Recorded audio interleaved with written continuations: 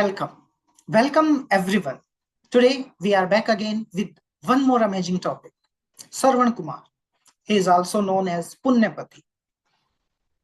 This topic, Sharvana Kumar, is one of the most neglected, rejected, excluded, and less researched topic in Indian mythical history. Although it is taught to children at a very young age, but we will find less reflection of it in research or academia. Children are taught these lessons in the young age to imbibe them to respect their parents.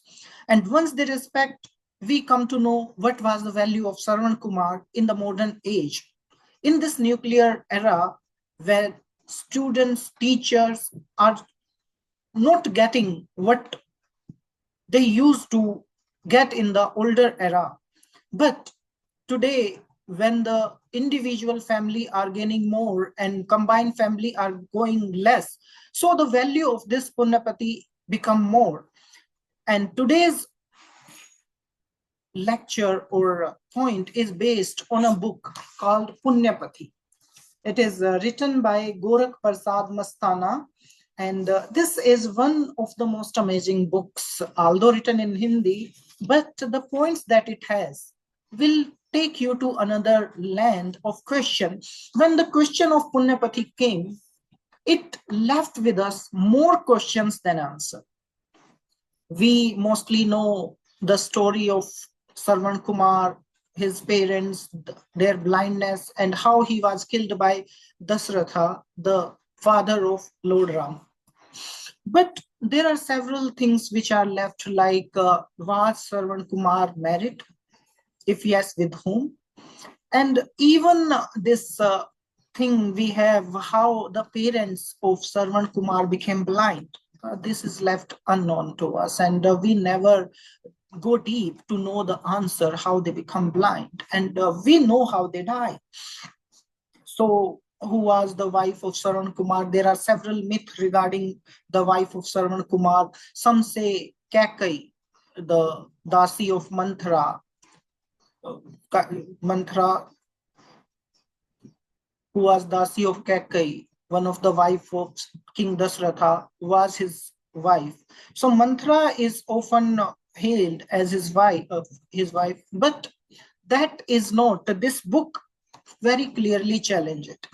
Another myth that this book decode or answer is most of the scholars are not considering his wife as a good, like Sharvana's wife was not good. She was very cruel lady, never take care of parents of Sharvana Kumar. She mistreat them, mishandle them, and not give them food properly, and so on. So this is the tale about these things we are having.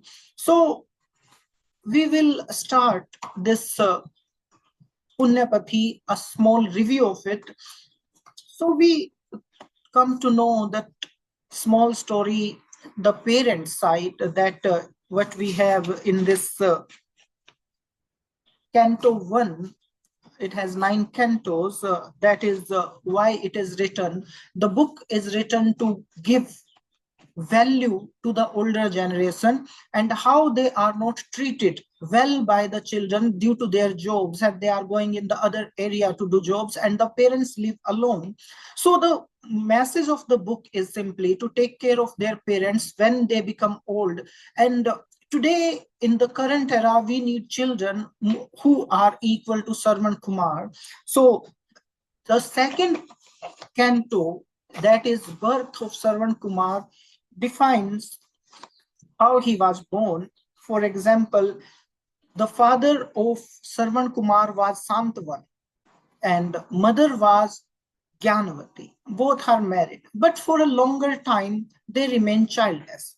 And when a woman is barren, she was looked with the meanest eyes by the generation, their neighbors and relatives and everyone.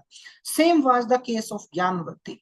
And when both come to know after a marriage of long, and they have no children, they were worried. Sometimes they think to go to the jungle and spend their life in lonely. But that was not the solution. And in that sense, they remain very disturbed.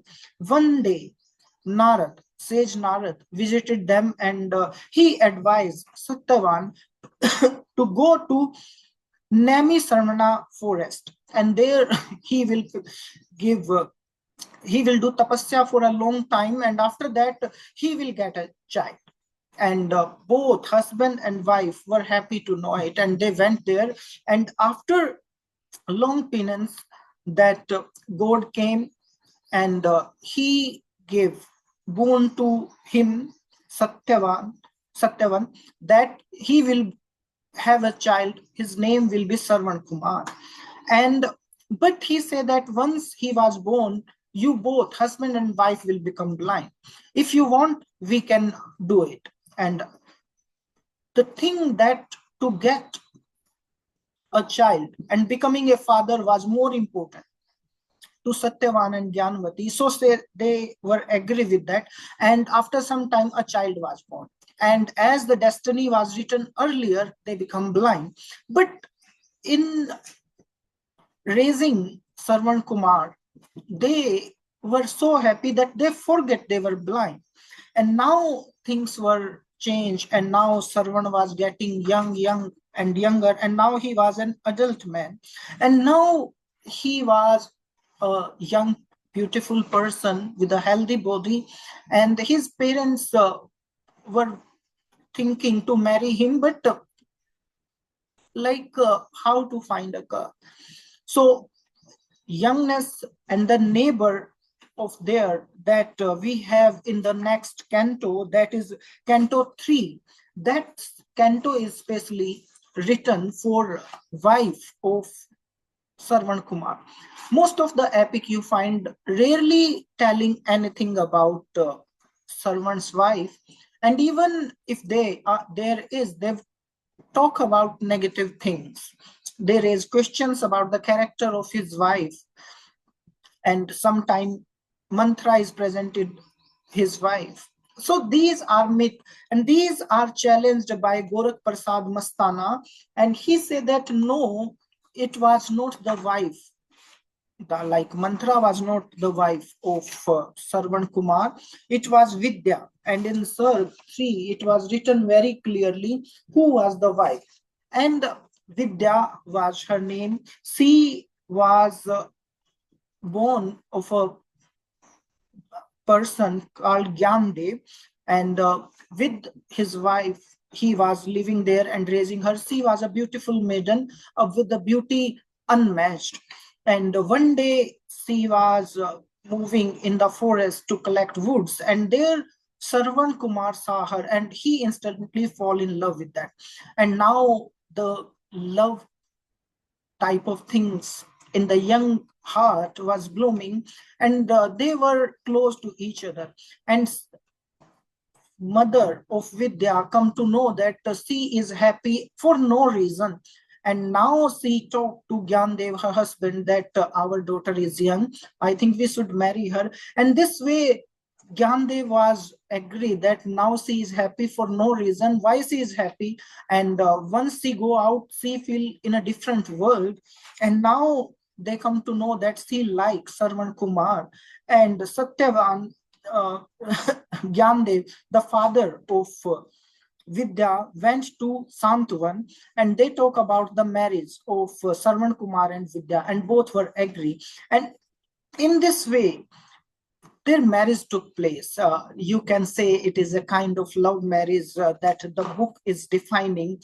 So now the thing become different. If we look at the earlier works or book or the critics, that is not the case. The wife that Sarvan Kumar has is often presented in a negative light.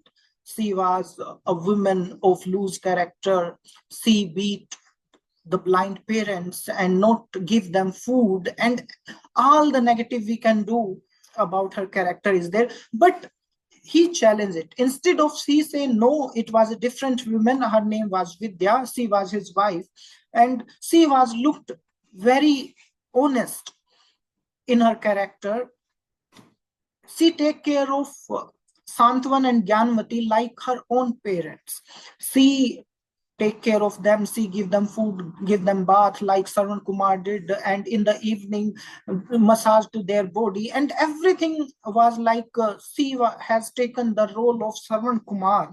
And now in the there is with this marriage that third canto is ended, and now from the fourth part, canto 4, that is now after marriage, Saran Kumar come to know that his blind parents have a wish. They want to visit Char Dham Yatra. And this was in his mind that he will take his parents to there. But the question was how?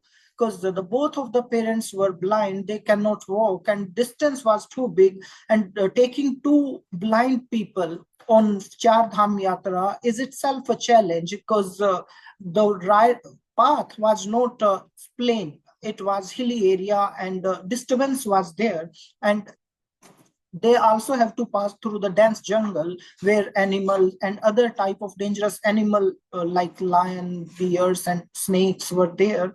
So life was problematic. So he do not know what to do. So he visited sage Vasistha, and Vasistha give him advice. But before giving advice, he told Sarwan Kumar how he was born. He told all the story like of Santwan and Gyanvati, how they were happy not getting child, and one day Narad advised how they can get a child, and once the child was born they will automatically become blind.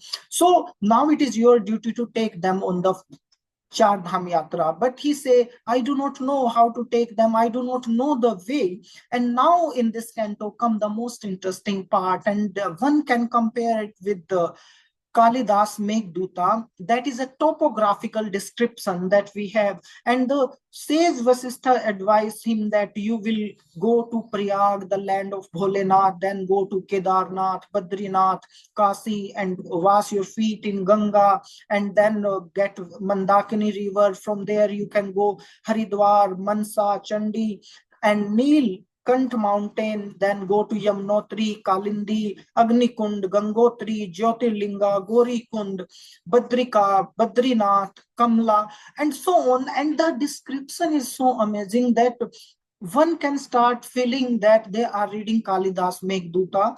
That is the quality, topographical description. It seems that the poet Gorakh Prasad Mastana personally visited these places. The description is so amazing that is a different land. And after the advice of sage Vasistha, Sarwan Kumar returned back to home, and now the only thing was in his mind how to take parents to pilgrimage. And now he was in this, and now he his desire, like he said in the canto 5, that is desire to go, how to go there. And now he was talking to his wife Vidya that he will take care of his parents and take them to Char Dham Yatra. And now Vidya say, I will also go with you. And he say, no, you will stay back and take care of the home. Because if someone come to our home and they find no one, they will return back. It might possible that one is needy, hungry. If some hungry person or thirsty people return from the home, then it would not be good from us. So, and this way he convinced her, and now she is happy. And now again, she was happy to be at home, and now the Tirthankam means the journey started. And now the next canto again, the journey is started. And now this journey is something that he was on, and he was following the same path like as told by sage Vasistha, Prayag, Kedarnath, Badrinath, Kasi, Mandakini. And this was the plan, but ultimately destiny has something in his own. And who knows what fate can do. Perhaps this journey was the last journey, and not the journey to Char Dham, but journey to heaven. And this is how it was going on. And now comes the next canto, Canto 7. This is again specially dedicated to the wife of Sarvan Kumar. And that is, you can say that in this whole canto, in this whole epic, two cantos are dedicated entirely to Vidya. And this is something like women are given full space in it. And now Vidya is passing her days at home, and now her husband was at home, and she say these days are not good. She was lonely and feeling alone. She wanted to unite with her husband, and so on. So this way, you can say again, uh, you example of Kalidas Meghdut, how Yaksa and Yaksani's separation was affecting the mind. And you can see the Virha type of thing, the same Kalidas Meghdutta is repeated again in this Vidya's mind. And she was in dream having vision that she was taking care of parents and so on, and now everything was something. And in the dream she find herself, and the during this canto she decided that she will go to take care of parents. And now she was united, following the footprints of Sarvan Kumar with them.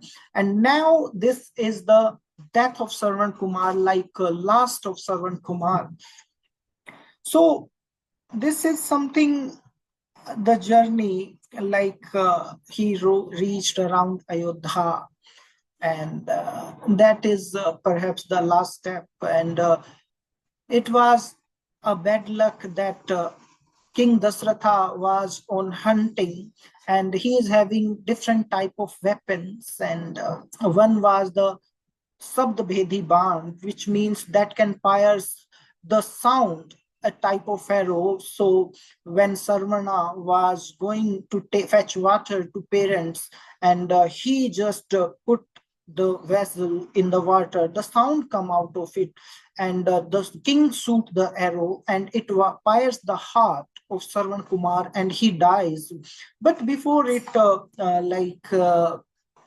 Vidya was there. She was saying that she will go to take water, but Sarvan say, no, no, you stay there and I will take the water.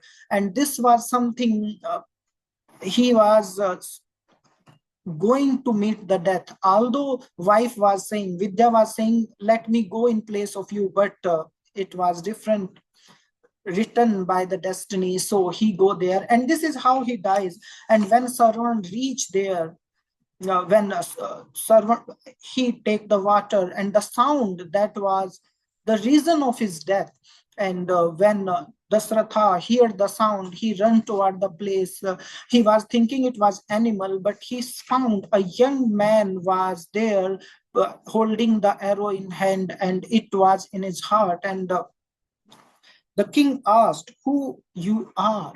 And then king the was stunned to know that it was the same Sarvan Kumar whom he wanted to meet, and now he has killed him. So everything that he is having, Sarvan was dead now. He said that my parents are thirsty. You just take the water and give them to quench their thirst. And after that, he dies in the lap of Dasratha. And Dasratha, with the broken heart, visit the land and find the parents were thirsty and they were waiting for the son. And when he speak, take the water, they were stunned. Who was that person? And then they say, I am King Dasratha, and I am the one who killed your son by mistake, considering him an animal. And that was the moment that parents were stunned. And this is how, from there, we know the story of Sarvan Kumar, like they give them a curse that you will die in the same manner we are dying, and you will cry for your son and he will not be there. And this is the small portion we know, and rest of the details are missing from our memory. So the epic is just answer to that. And now some more things that we have in this uh,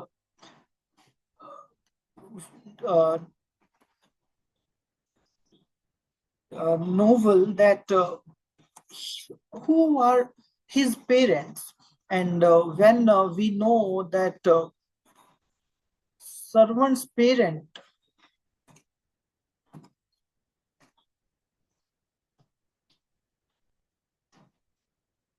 we find that servant father was a Sudra, a Vaisya.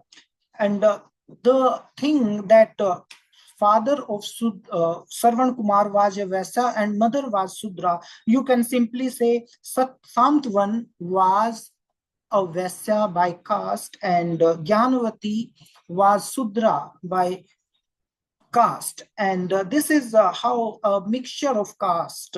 So, when I interview Gorakh Prasad Mastana, and he say that they belongs to different caste, Vaisya and Sudra, that is one of the reason that Sarvan Kumar is not reviewed much. Even if we look in last 100 year, 50, 70 years, 2 or 3 complete books are written on Sarvan Kumar, that we can say something, but it doesn't mean that he is not reviewed. He is a small scene in different movies, his myth is recalled, but is not given full attention. This is something we are getting this in this work. And this work is amazing because he presented servant's wife in a new way, and it is answer to all the critics who find his wife in a negative role. And several things are there. I recommend this book to read. The book is so amazing that I translate it in English, and I hope soon it will be published. It will take time to publish it. It will go through several editing. 2 or 3 editings are already done, and just a book of hardly 110 pages contains so many historical records that after reading it, you will find we haven't read anything like this, especially about Sarvan Kumar. So this book will change the perception and conception of a person, at least when they talk about Sarvan Kumar. This is what we have today. We will meet some other day with some other topic, and we will come with some another amazing works. And but here 2 or 3 things we will talk, that Sarvan Kumar was victim of caste.